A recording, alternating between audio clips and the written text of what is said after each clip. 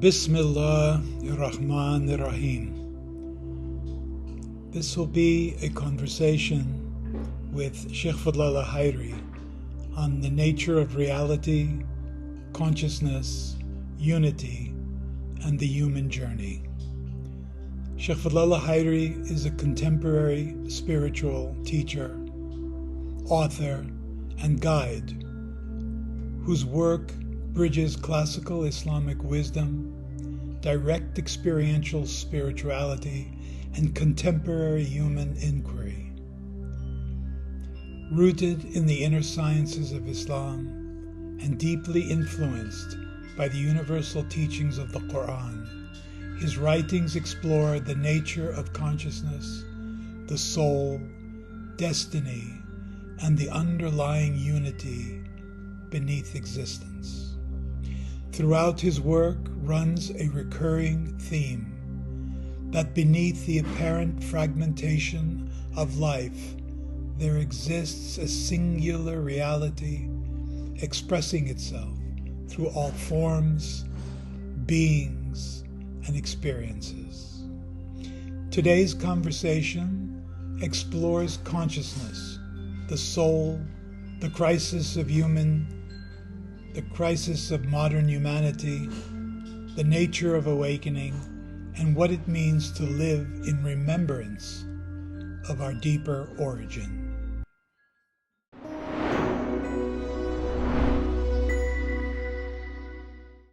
Shaykh Fadhlalla Haeri, welcome.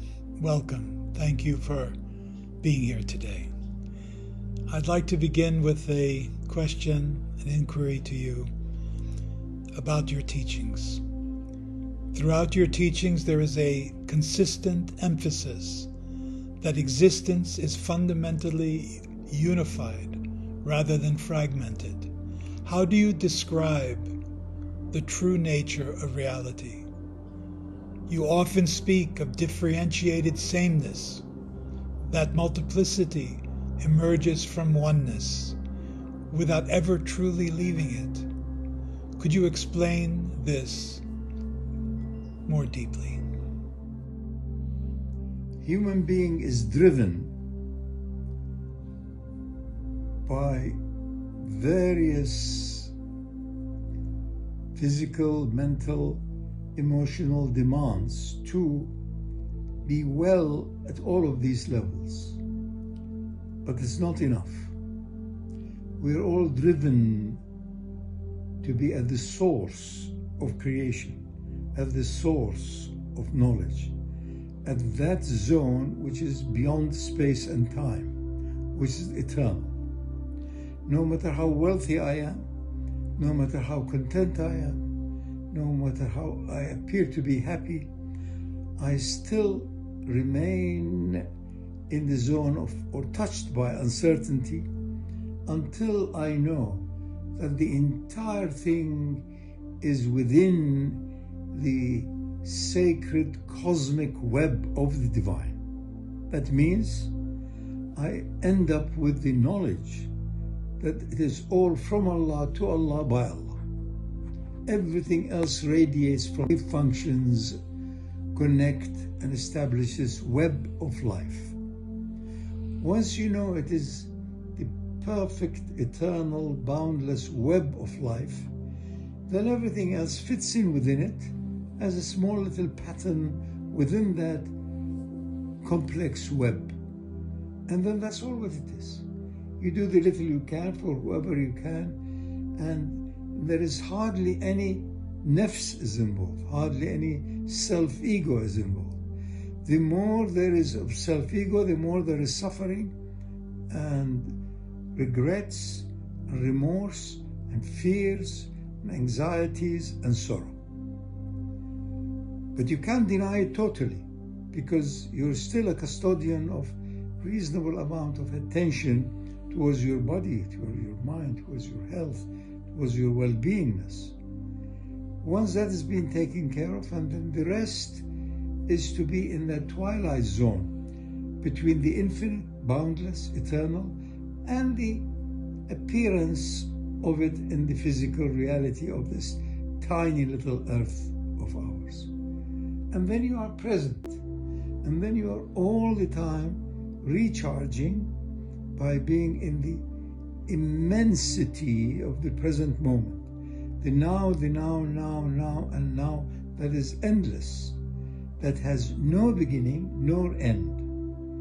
Whilst we are moving up and down in beginnings and ends of a thought or an idea or whatever that we as conscious people within the zone of duality touch, it has a beginning and an end.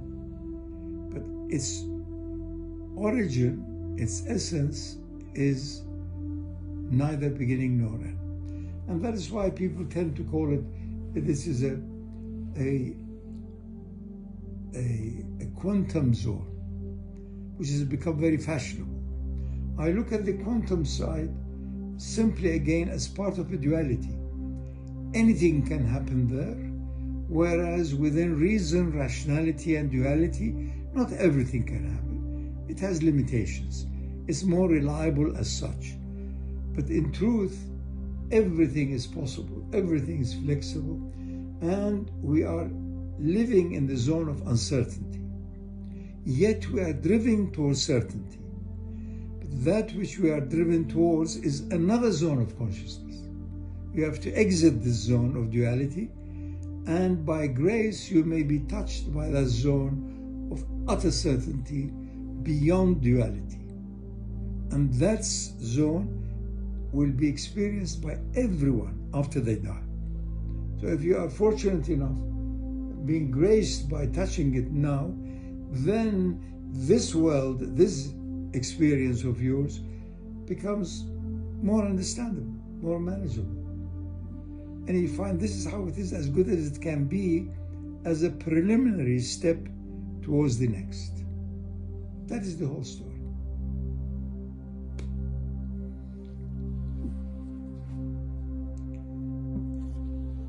What they refer to as the quantum zone, it is the counterbalance of duality. It's like inaction, the counterbalance to action.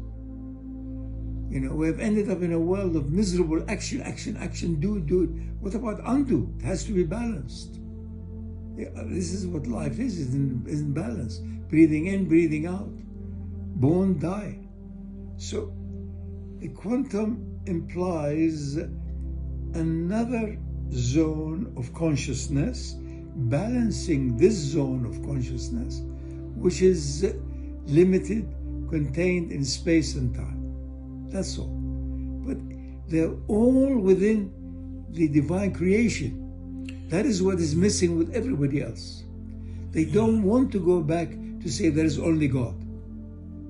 All of these are attempts to avoid that, which is considered not scientific, which is considered not modern, which is considered to be religious or archaic. It doesn't matter what they call it. It's to avoid that which the usual people refer to as divine or God or sacred. They don't want that. So fine. They not want it, they fall into it. So going back also to Rupert Sheldrake, morphic resonance is a reasonable explanation of what is within the divine web.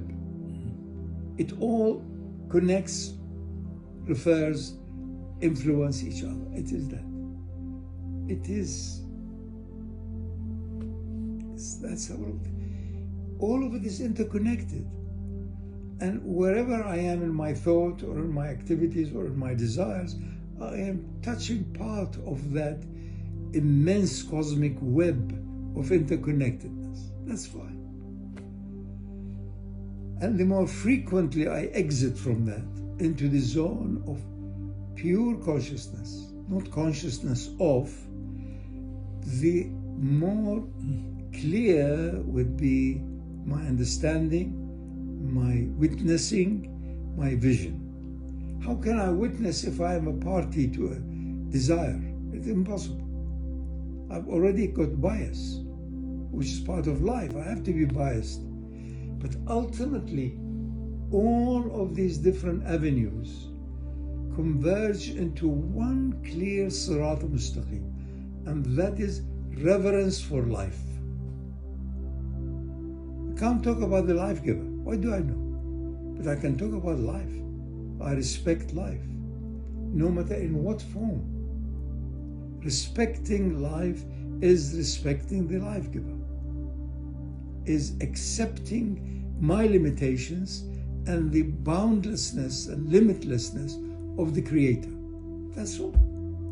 Once I live like that, then it's life worth living. Anything else is concocted, and we give it a title and a name, and we have some sort of a illusion of a cult. It won't work. It may work in an environment of defined boundaries. Yes, it may be helpful. But the